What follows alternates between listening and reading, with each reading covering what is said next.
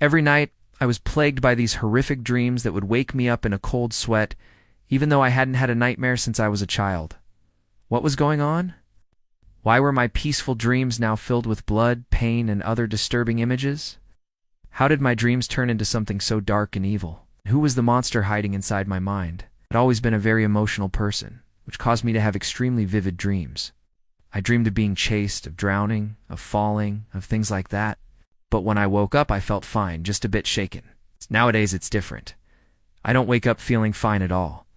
These days, I wake up disturbed, shocked, even disgusted by what I experienced in my dreams. It wasn't just strange imagery anymore. Now it was sinister, evil, and dark. It's like there is some kind of evil spirit or demon living in my head that comes out only at night, and it shows me the most vile and disgusting things. Things that no human mind should ever have to see. It all started about 6 months ago, right after my wife left me. I didn't sleep much those first few weeks. Spent a lot of time sitting on the couch in my dimly lit living room, watching old movies. Then I'd get up in the middle of the night for some reason and pace around my house aimlessly, like a ghost. I'd do this until the sun came back up, and then I'd sleep during the day. It was torture. I remember thinking, please God, just let me die. It hurt too much to live. And if dying meant that I could finally be with her again, then maybe dying wouldn't be such a bad thing. But one night, in the middle of the night, I stood in front of my full-length mirror in the hallway and looked at myself. The face staring back at me was pale and gaunt. My eyes were sunken deep into their sockets. My lips were chapped and cracked. I must have lost 10 pounds since my wife left me, and she'd only been gone for 4 weeks. It was like looking at a corpse. I ran my fingers through my messy hair, trying to tame it. I was shocked at how wild it looked. I walked past the mirror without making eye contact. I couldn't bear to look at that disgusting thing anymore. I stumbled into my bedroom and collapsed onto my bed. When I woke up, the sun was streaming through my window. For a moment, I just lay there, staring blankly at the ceiling. Did I die? Was this heaven? Why was it so bright? Why did everything feel so peaceful? Like there was nothing left for me here, so it must mean I was dead. Maybe it's better this way. Maybe I can finally be with her now. That's when I heard it, a knock on my door. Who could it be? I thought I was dead. Nobody could hear me. They shouldn't be able to see me either. Then I realized it wasn't a knock. It was my heart beating. It was still alive. I was still alive. I got up from bed and went to the bathroom to look in the mirror. My reflection stared back at me, blinking slowly. "Hello?" I croaked. I hadn't spoken a word in weeks. "Hello!" My voice sounded like fingernails scraping down a chalkboard. "Hi, still alive." It was the weirdest sensation. I was both relieved and terrified to realize I was still alive. Relieved because it meant that I could try to get my life back on track. Terrified because I knew I was still alone. My wife left me because I couldn't stop crying. She said I was too sensitive. She said I had to toughen up. She said she couldn't handle seeing me in so much pain every day, that she couldn't keep comforting me over and over again. She also said that I needed to see a doctor because I had become irrational. According to her, I'd go on long rants about things that made no sense. I remember throwing myself on the floor and screaming, "Don't leave me! Please don't leave me!" Then I cried for hours, and she left. Shortly after, my mom called me saying she was worried about me. I told her not to bother coming over because I was fine, but she came anyway.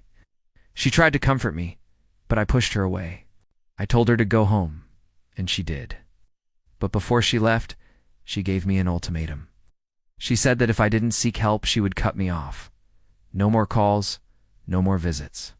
She was worried about me, but she didn't know how to help, so she did the only thing she could think of. And that's when I decided to go to a therapist. The first session went well enough. I talked about my childhood. I talked about my relationship with my mother. I talked about how I met my wife. I talked about how we got married and how happy we were together.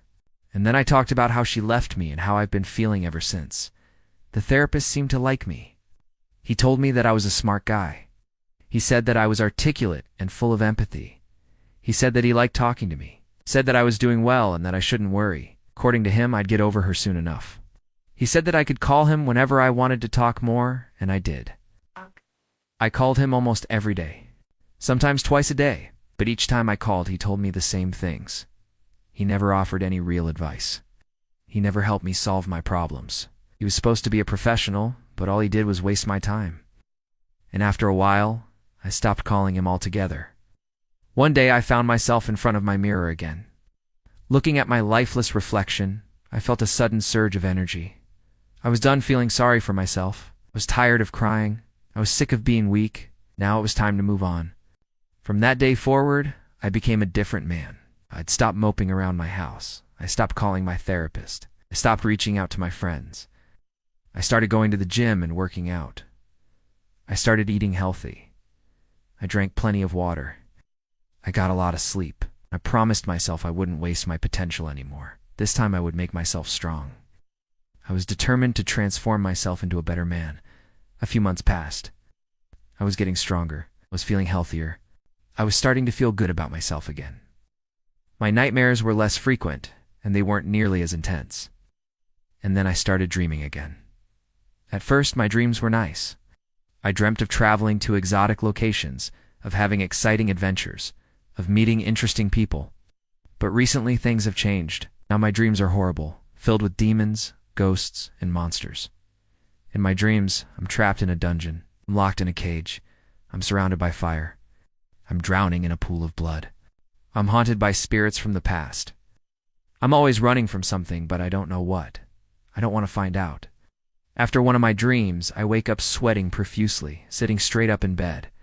My heart is pounding in my chest. I'm shaking uncontrollably. I don't want to close my eyes again. I'm afraid of what else I might see. I'm afraid of what else I might experience. It's like something evil is torturing me. Something wicked is haunting me. Something demonic is possessing me. I didn't realize it at first, but these nightmares have become a part of me. I can't escape them. I can't hide from them. They're everywhere. They follow me wherever I go. I'm always on edge, always expecting the worst. When will it end? Will it ever end? Or am I doomed to suffer forever? Some nights I hear voices in my dreams. They whisper to me, telling me horrible things. Things that make me want to gouge my ears out. Sometimes they tell me secrets, things I never wanted to know. Other times they mock me, laughing at my pain, reveling in my fear. And sometimes they sing. They sing songs of death and destruction, of agony and despair. Their voices are like nails on a chalkboard, grinding away at my sanity.